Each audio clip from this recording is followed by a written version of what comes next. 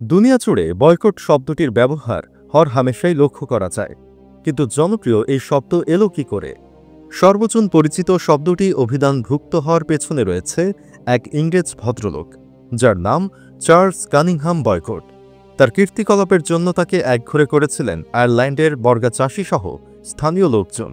বয়কটের এই একঘরে হওয়ার ঘটনা তখন প্রচার মাধ্যমেও আসে, যা কালক্রমে যুক্ত হয় অভিধানেও।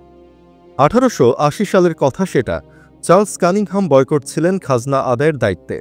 সে বছর ফসলের ফলন কম হওয়ায় চাষিরা ক্ষতিগ্রস্ত হওয়ার আশঙ্কা করছিলেন।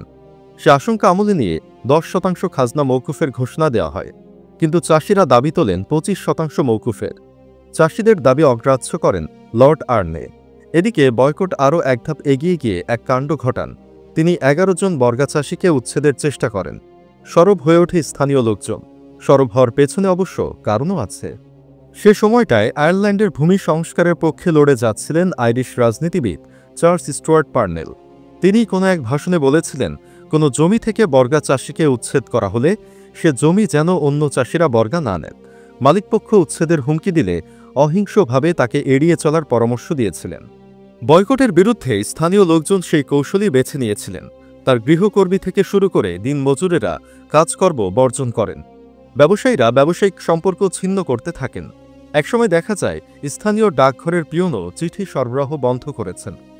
বয়কট চেষ্টা করেন অন্য এলাকা থেকে লোক এনে চাষবাসের কাজ করানোর। সে উদ্যোগও সফল হয়নি তার।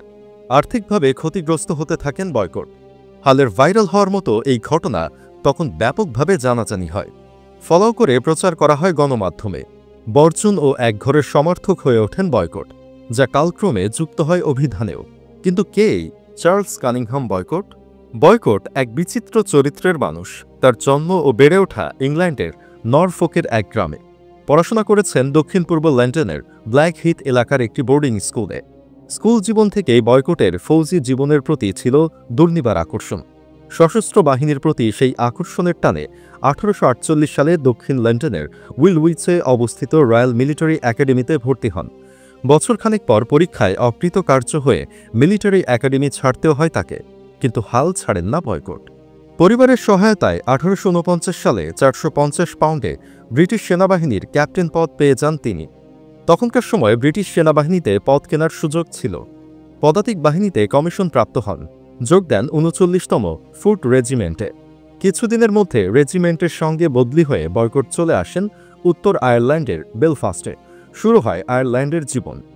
1851 সালের আগস্টে অসুস্থ হয়ে পড়েন বয়কট।